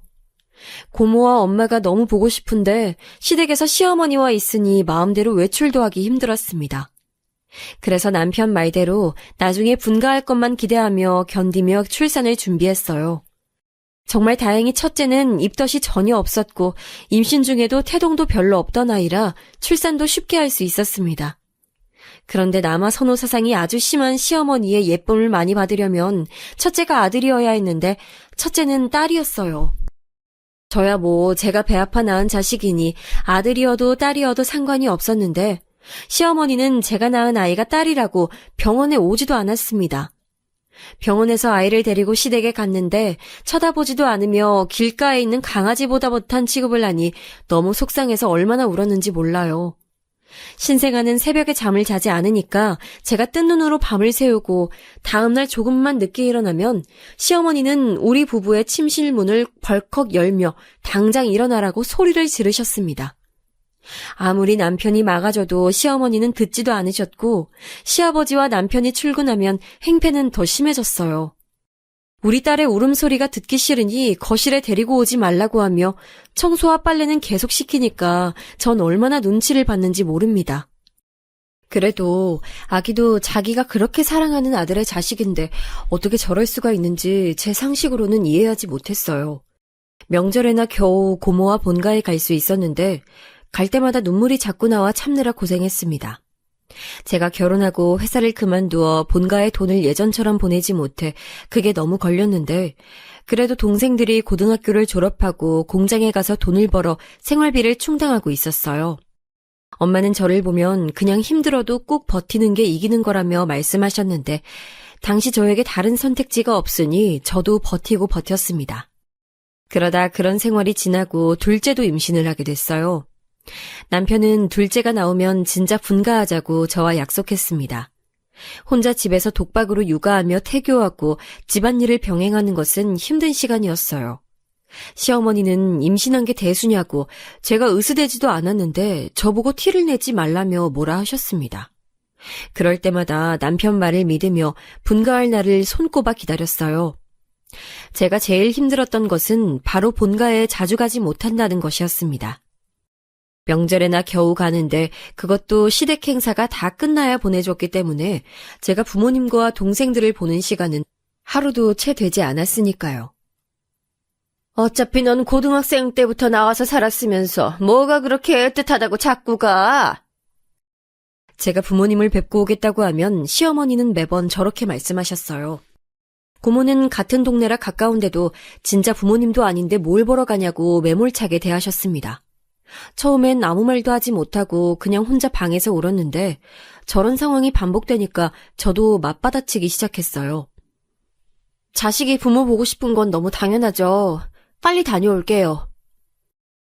몰래 저렇게 말하고 첫째 딸을 안고 집을 나설 때는 심장이 너무 쿵쾅거려서 제 귀에까지 들릴 지경이었습니다. 남편이 몰래 줬던 비상금을 들고 그렇게 택시를 타고 본가에 가서 동생들과 부모님을 보며 저녁밥을 먹고 시댁으로 왔는데 시어머니는 제가 그렇게 나간 게 너무 괘씸하다고 드러누워 있으셨어요. 남편이 아무리 제 편을 들어줘도 그 집에서는 시어머니의 의견이 가장 우선이라 결국 저는 사과하게 됐습니다. 이런 둘째 임신기간을 지내며 한 가지 고통이 더 있었는데 바로 입덧이었어요. 첫째 때는 입덧이 전혀 없었고 첫째가 유난히 순한 아이라 출산부터 육아까지 힘들지 않아 몰랐는데 둘째는 입덧이 너무 심해 밥을 제대로 먹지 못했습니다. 그래서 먹은 게 없으니 살이 점점 빠졌는데 시어머니는 그런 저를 보며 자기를 악독한 시어머니로 만든다고 분노하기도 하셨어요. 어머, 새댁, 왜 이렇게 살이 빠졌어? 시어머니와 둘이 외출할 일이 있으면 저렇게 말씀하는 분들이 계시니 시어머니는 저와 외출도 하지 않으셨습니다. 저도 아이가 걱정되어 먹으려고 해도 도저히 넘어가지 않아 고통스러웠는데 옆에서 더 저러니까 눈치가 보여 그나마 먹던 죽도 넘어가지 않았어요. 시아버지는 그래도 첫째 딸을 시어머니처럼 무시하거나 그러지 않고 간간히 챙겨주시며 저도 조금씩 식구로 받아들이고 계셨습니다. 그래도 제가 갈수록 야위니까 걱정된다며 데리고 갈비를 먹으러 가기도 했어요. 남편도 어디서 임산부에게 좋은 영양제와 한약을 사서 오기도 했죠. 시어머니가 아무리 저를 못되게 괴롭혀도 남편만 보고 견딜 수 있었을 정도로 남편 복은 좋았습니다. 그렇게 둘째를 낳았는데 이번엔 시어머니가 그렇게 원하던 아들이 나왔어요. 시어머니는 임신했을 때는 그렇게 저를 구박하더니 막상 아들이 나오자 이번엔 본인이 엄마인 것처럼 싸고 돌기 시작했습니다. 아예 제가 아이를 안고 있으면 저한테 뺏어가서 둘만의 세상에 빠져 있었어요. 아유, 눈은 우리 아들 닮았고 코는 나를 닮았네. 아유, 너무 예쁘다. 우리 아들이 딱 이만할 때 그랬는데 역시 아들 아니랄까봐 자기 아빠랑 똑 닮았어. 첫째 때는 아기가 울면 듣기 싫다고 하셨던 분이 둘째는 울면 목소리가 우렁차다고 나중에 큰 일을 할 것 같다며 대통령감이라고 하셨어요. 저야 물론 우리 아들이니까 좋지만 그건 아들이어서가 아니라 제가 10달을 품고 배 아파 낳은 내 자식이니 좋았습니다. 첫째도 둘째도 똑같이 예쁘고 사랑스러웠어요. 10손가락 깨물어서 안 아픈 손가락이 어디 있겠어요. 다행히 남편도 제 마음과 같아서 우리는 남매를 전혀 차별하지 않았는데 시부모님, 특히 시어머니가 대놓고 둘째를 예뻐하셨어요. 시아버지도 둘째를 더 예뻐하셨는데 그래도 첫째에게 애정은 주셨습니다. 예를 들어 선물을 사주셔도 첫째와 둘째 똑같이 사다 주셨어요. 그런데 시어머니는 마치 집에 둘째만 존재하는 것처럼 과자를 사도 하나만 사서 둘째에게 안겨줬습니다. 당연히 첫째도 아직 아기니까 자기 몫이 없으면 울음을 터뜨리잖아요. 그런데 그런 딸을 보며 시어머니는 울음소리가 시끄럽다고 하고 첫째에게 성질이 더럽다고 하셨어요. 엄마인 제가 그걸 도저히 못 봐서 시어머니에게 따지듯 말하면 저에게도 얹혀 사는 주제에 뭐가 그렇게 불만이냐고 화를 내셨습니다. 그걸 보고 남편과 진지하게 상의하고 분가를 준비하기 시작했어요. 그리고 진지하게 시부모님에게 말씀드렸는데 시아버지는 긴 말 없이 그러라고 하셨는데 문제는 시어머니였습니다. 시어머니가 뭐라고 말씀하셨는지 아세요, 여러분? 저는 내심 속으로 잡으면 어떡할까 고민했는데 저를 잡지는 않았습니다. 이걸 다행이라고 말해야 할지 참 고민이었네요. 대신 시어머니는 우리 부부에게 둘째를 놓고 가라고 말씀하셨습니다. 전체가 처음에 잘못 들은 줄 알았어요. 재영이는 놓고 가. 재아만 데려가면 되잖니. 어머님, 제 자식을 제가 어떻게 놓고 가요? 왜 그러세요? 왜? 재영이는 내가 키우는 게 낫겠다. 살림도 못하는데 둘 데려가봤자 고생만 하지. 어머니, 애들 엄마한테 너무 그러지 마세요. 그리고 아들을 어떻게 놓고 가요? 시어머니는 너무 진지하게 말씀하셔서 저는 뭐라 말해야 할지 모르겠더라고요. 너무 상식 밖의 말을 상식처럼 말하니까 우리 부부가 이상한 사람이 되는 기분이었습니다. 그러면서 진짜로 아들을 데리고 저에게 주지도 않고 혼자 열심히 품에 끼고 살았어요. 결국 남편이 아들을 빼앗아 분가하게 됐는데 분가한다고 시어머니의 간섭이 사라지는 게 아니라는 것을 그때 알게 됐습니다. 시어머니는 우리 둘째를 보겠다고 매번 집으로 찾아오셨어요. 아침 8시에 현관문을 두드리며 우리 아들 밥을 먹였냐고 묻는 시어머니를 보고 저는 할 말을 잃었습니다. 그나마 남편이 있으면 막아주기라도 했지만 문제는 자꾸 그러니까 시어머니가 남편이 출근하는 시간인 낮 시간대에 자꾸 오셨어요. 아무리 불편하다고 말해도 들은 척도 하지 않는 모습을 보며 나중엔 너무 신경이 곤두서서 머리가 아플 지경이었습니다. 올 때마다 살림 참견부터 시작해서 저와 딸에 대한 노골적인 욕을 하니 나중엔 초인종만 울려도 제가 경기를 일으키니 남편은 시부모님에게 가서 심하게 말을 했어요. 그런데 문제는 바로 남편이 시아버지 밑에서 일한다는 사실이었습니다. 남편이 가서 혼자 말하겠다고 하더니 어떻게 말했는지 완전히 시부모님과 틀어지게 됐거든요. 좋은 거 아니야 하실 수도 있습니다. 하지만 제가 그렇게 시어머니가 저에게 못살게 굴어도 버텼던 이유가 바로 경제적 이유 때문이었는데 남편이 시부모님과 틀어지고 시아버지 사업이 필요 없다고 인연을 끊다시피 하니까 당장 어떻게 살아야 할지 모르겠더라고요. 일단 남편이 서울에서 대학을 졸업했으니 어느 기업이라도 들어가서 돈을 벌 수는 있었는데 문제는 그동안 아빠 회사에서 편하게 일했으니 남 밑에서 일하는 게 너무 벅차하더라고요. 회사를 들어가도 한두 달 만에 그만두고 집에 오니까 막막해졌습니다. 그렇다고 다시 시부모님에게 숙이고 들어가자니 제가 미칠 것 같았고 나중에는 남편은 급기야 시아버지가 하시던 것처럼 본인도 사업을 하겠다고 했어요. 이 말을 듣고 고모와 고모부는 아직 너무 사회 경험이 없는데 사업을 시작하는 것은 도박이나 다름없다고 반대하셨는데 이미 마음먹은 남편의 귀엔 들리지 않았습니다. 그리고 남편은 정말 바로 사업을 시작했는데 주위의 우려처럼 처음부터 잘 되진 않았어요. 하지만 본인이 너무 열심히 하니까 제가 뭐라 하기도 그래서 저는 집에서 열심히 아이들을 육아했는데 현실적으로 생활비가 점점 부족하니까 견디기 힘들었습니다. 제가 어릴 때는 굶었던 날이 많았는데 막상 우리 아이들을 굶기니까 너무 속상해서 미친 척을 하고 고모네 집에 애들을 데리고 가서 먹인 적도 수도 없이 많아요.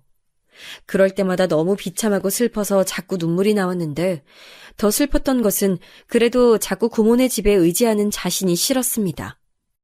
저와 남편은 시어머니가 그렇게 저를 괴롭힐 때는 오히려 돈독했는데 집에 돈이 없으니 점점 부부싸움을 하는 횟수도 많아졌어요. 그렇게 힘들면 다시 우리 집으로 들어가자. 그럼 됐지? 어머님이 나한테 어떻게 하는지 알고도 그런 소리가 나와? 그럼 나보고 어떡하라는 거야? 나도 힘들어. 그만해. 아이들은 점점 커봤는데 남편이 벌어오는 돈은 없고 저는 마음 같아서는 저라도 나가서 공장에서 돈을 벌고 싶었는데 현실적으로 아이가 둘이나 어리니 그럴 수도 없었죠. 결국 저는 둘 다 굶길 수는 없으니 시어머니가 말했던 것처럼 남편에게 둘째는 시부모님에게 맡기자고 했어요. 남편은 알겠다고 하고 시댁에 둘째 아들을 맡겼고 시어머니는 좋아하며 아들을 싸고 돌았습니다. 그 뒤로 남편은 간간히 공사장에 가서 일당을 벌어왔고 저도 첫째 딸이 어느 정도 크니까 아이를 어린이집에 보내고 잠깐씩 식당에 가며 일하며 생활비를 벌기 시작했어요. 그러면서 아들을 반드시 초등학생이 되기 전에 되찾아오겠다고 생각하고 견디고 있었는데 시어머니는 제가 아무리 찾아가도 둘째를 보여주지 않았습니다. 이미 본인들 집에 보냈으니 자기 자식이라고 저에게 미련을 버리라는 말까지 하더라고요. 이것 관련으로 남편과도 수도 없이 싸웠는데 웃겼던 점은 제가 가면 들여보내지 않았는데 본인 아들이 찾아가면 또 반기는 시어머니 모습이었습니다. 그렇게 지내던 어느 날 갑자기 친정엄마가 울며 전화가 왔어요. 전화 내용은 아주 충격적이었는데 바로 친정아버지가 돌아가셨다는 소식이었습니다. 저는 엉엉 울며 남편에게 말하고 시댁에 들려 둘째를 데리고 가려고 했는데 시어머니는 제가 울면서 아버지가 돌아가셨다고 해도 문을 열어주지 않았어요. 보다 못한 남편이 들어가서 아들을 억지로 데리고 나왔는데 심지어 시부모님은 우리 아버지 장례식장에도 오지 않으셨습니다. 고모가 옆에서 시부모님을 욕하는 것을 들으며 저는 속으로 도저히 저런 집과는 평생을 함께하기 힘들다고 여겼어요. 그리고 장례가 끝나고 남편에게 이혼을 제안했습니다. 나 진짜 당신 부모랑 가족이라고 생각이 들지 않아. 우리 그냥 그만하자. 그러면 오히려 어머님도 좋아하실 거야. 여보, 내가 진짜 잘할게. 내가 더 노력할게. 이혼은 안 돼. 그럼 우리 애들은 어떡해? 애들은 내가 데리고 가고 싶어. 내가 어떻게든 애들 키울 거야. 마지막으로 그건 당신이 도와줘. 남편은 울며 절대 안 된다고 제 앞에서 무릎을 꿇고 말했는데 저는 이미 돌아선 마음이라 동요하지 않았어요. 우리 아버지 장례식장에도 나타나지 않는 시부모와 가족이라고 할 수 있을까요? 저는 아무리 남편이 돈을 못 벌어와도 저를 사랑하는 것은 느껴졌는데 아무리 사랑해도 저렇게 제 존재 자체를 미워하는 시어머니와 가족을 하는 것은 너무 힘들었어요. 남편과 서로 울며 속에 있는 얘기를 다 꺼냈는데 나중엔 남편도 제 뜻을 존중해줬고 미안하다고 하더라고요. 본인이 능력이 부족해서 이런 결과가 나온 것 같다고 자책하길래 절대 그런 게 아니고 당신은 훌륭하고 멋진 사람이라고 말하고 서로 합의하고 이혼하게 됐습니다. 제 마지막 부탁인 아들을 데려와 달라는 부탁까지 들어주고 남편은 너무 울어서 얼굴이 퉁퉁 부은 채로 마지막 인사를 했어요. 그리고 저는 2명의 아이를 데리고 홀로 서기를 시작했습니다. 동네에 있으면 시어머니가 찾아올 수도 있으니 무작정 서울로 올라갔어요. 마지막으로 엄마와 고모를 보고 동생들도 보고 눈물이 나와도 꾹 참으며 무조건 성공해야겠다고 다짐했습니다. 그때 애들 나이가 첫째가 6살이고 둘째가 4살이었어요. 남편에게 받은 위자료로 쪽방 하나를 구해서 무작정 나가서 일을 구했습니다. 애들 다닐 어린이집도 알아보고 아이들이 어린이집에 가 있으면 그 시간에 식당에 가서 일하고 아이들이 어린이집에서 돌아오면 집에서 인형에 눈알을 붙이며 소일거리를 했어요. 시어머니 눈칫밥을 먹으며 수선하는 것도 알게 됐는데 덕분에 수선 일도 하며 돈을 벌 수 있었습니다. 밤에도 자지 않고 아이들이 잘 때 작게 불을 켜고 수선하느라 잠을 제대로 잘 수도 없었어요. 그래도 돈이 조금씩 모이니까 아이들을 굶기지 않아도 돼서 얼마나 기뻤는지 모릅니다.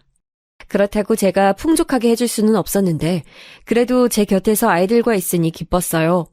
다만 딸과 달리 아들은 시어머니와 살며 맛있는 것도 마음껏 먹고 여유롭게 지내던 날들이 있으니 불평불만을 하기는 했습니다. 할머니가 보고 싶다는 말도 했었는데 어린아이니까 그럴 수도 있다고 생각하면서도 슬퍼서 혼자 화장실에서 얼마나 울었는지 몰라요. 속상한 마음으로 더 열심히 일하며 아이들을 키웠습니다. 연락처를 알려주지 않아 아마 남편이 우리를 보고 싶어도 찾을 수가 없었을 거예요. 명절 때도 고향에 내려가지 못했는데 명절에 마트에서 일하느라 그랬습니다. 휴일이 있어도 쉴 수가 없었고 진짜 하루도 쉬지 않고 일했어요. 아이들이 학교에 가고 시간이 조금 더 생기면서 제가 일하는 시간도 더 늘어났습니다. 그때를 생각하면 첫째 딸에게 유독 미안한 마음이 더 들어요. 제가 밖에서 일하느라 집에 늦게 들어가면 철없는 둘째를 밥 먹이고 혼자 빨래와 청소하던 딸이 얼마나 고맙고 또 안쓰러웠는지 모릅니다. 아이들이 중고등학교에 갔을 때는 아예 공장에 주간으로 가서 일하며 돈을 벌었어요. 아파도 아픈 티를 전혀 내지 않았고 그때는 그제야 짬이 나서 고향에 방문하기도 했습니다. 그러다 아이들이 고등학생 때였는데 고모에게 뜻밖의 소리를 듣게 됐어요. 얘, 너희 시댁 망했어. 다 말아먹었대. 그리고 네 전 남편은 어디 갔는지 지금 아예 못 본 지 오래됐어. 저는 고모의 말을 듣고 너무 놀랐습니다. 그렇게 잘 나가던 시아버지의 사업이 망했고 살던 집까지 팔아 막으려고 했지만 걷잡을 수 없이 망해서 사라졌다고 해요.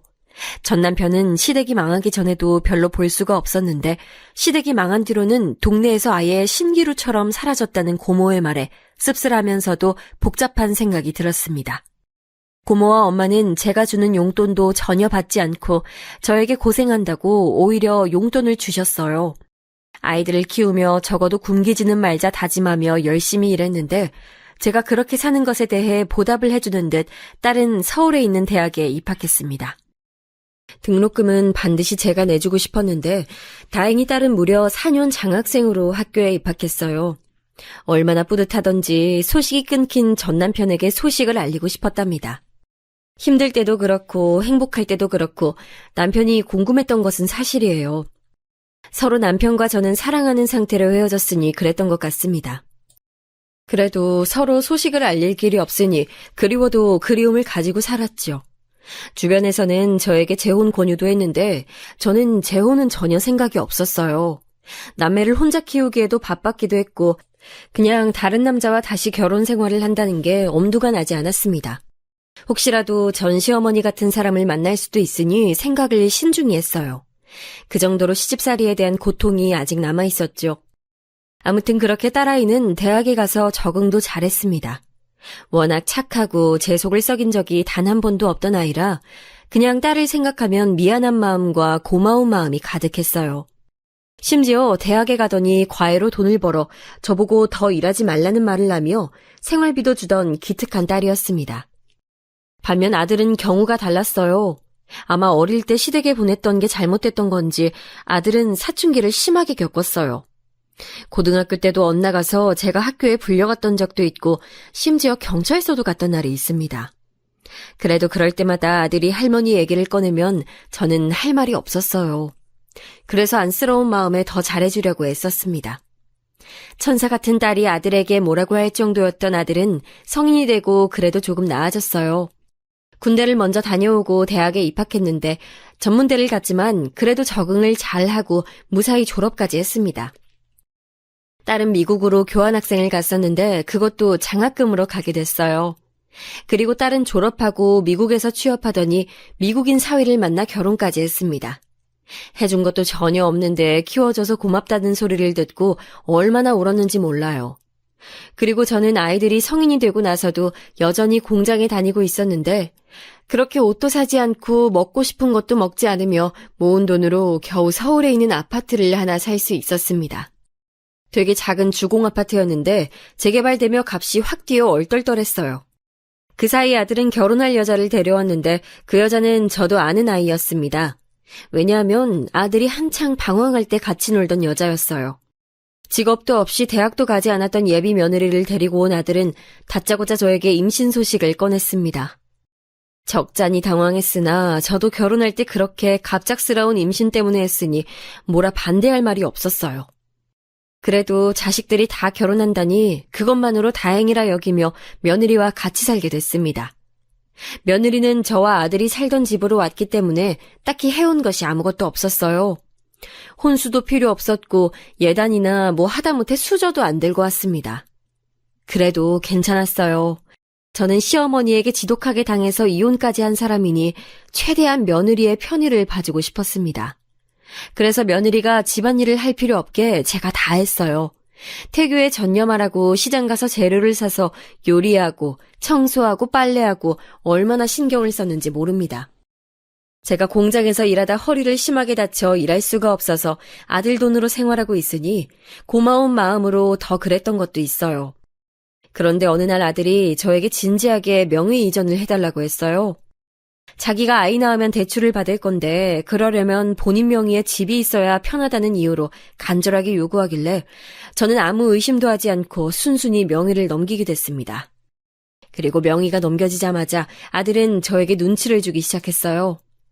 또한 며느리도 출산하고 아이 돌보는 것이 힘든지 제게 노골적으로 짜증도 늘어나고 급기야 소리도 질렀습니다. 그래서 그 뒤로 저는 하루하루가 눈치 보여 살 수가 없었어요.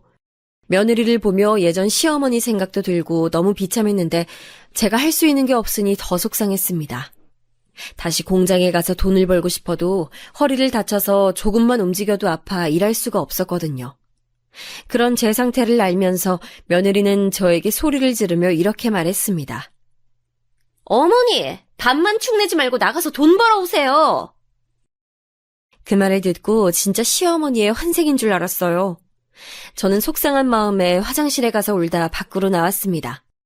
그런데 아파트 앞에 되게 멋진 외제차 하나가 서 있었어요. 무시하고 울면서 머리를 식히려고 걷는데 누가 제 손을 잡아서 깜짝 놀라서 보니 거기엔 전 남편이 저를 보고 있었습니다. 이게 무슨 일인지 믿기지 않고 도저히 믿을 수도 없고 너무 놀라 아무 말도 못하고 입만 벌리고 서 있었어요. 그런 저와 달리 남편은 드디어 찾았다고, 이번 흥신소는 믿을만하다고 혼자 흐뭇하게 웃었습니다. 여보, 내가 진짜 몇 년을 찾았는지 알아? 전국에 있는 흥신소는 내가 다 찾았어. 너무 보고 싶었어. 당신, 이게 무슨 일이야? 나 지금 믿기지가 않아. 이게 뭐야? 진짜 너무 보고 싶었어. 당신하고 이혼하고 나 얼마나 죽기 살기로 노력했는지 몰라. 나 이제 기업 회장이야. 내가 이 말 하려고 살아왔어. 전 남편은 그러면서 저에게 명함 하나를 보여줬는데 진짜 기업 회장의 명함이었어요. 그러면서 저를 꼭 끌어안더니 본인 부모와는 절연한 지 오래고 제게 나타나려고 얼마나 노력했는지 모른다고 급기야 울기 시작했습니다. 그런 남편을 얼떨결에 달래며 저는 애들 얘기를 하다 복받쳐서 덩달아 울었어요. 제가 울며 아들에게 배신당해서 이러고 산다고 하니까 남편은 괘씸하다고 말하더니 갑자기 자기가 좋은 생각이 있다고 하더라고요. 며칠 뒤 저는 남편의 말이 무슨 뜻인지 알게 됐는데 바로 아들에게 사탕 발림으로 저에게 다시 명의를 넘기면 본인 회사 후계자로 삼겠다고 했습니다. 아들은 좋다고 그렇게 명의를 넘겼고 남편은 뭐 다들 예상하셨죠? 채용도 하지 않았어요. 네가 사람이면 엄마한테 그럴 수가 없다고 하고 매몰차게 아들 부부를 내쫓았습니다. 저야 이미 아들과 며느리에게 당한 게 많아 전혀 안쓰럽지 않았어요. 그렇게 저는 지금 남편과 둘이 서울에 있는 아파트에서 행복하게 살고 있답니다. 미국에 있는 딸에게도 소식을 전했더니 너무 좋아하며 남편을 데리고 입국해서 내시 호텔에서 맛있는 식사도 여러 번 했을 정도로 행복해요. 서로 미워하는 마음 없이 사랑하는 마음으로 이혼했던 사이라 요즘 훨씬 더 애틋하답니다. 다시 신혼이 된 기분이 들어요. 제 사연은 여기까지입니다. 다들 들어주셔서 감사합니다.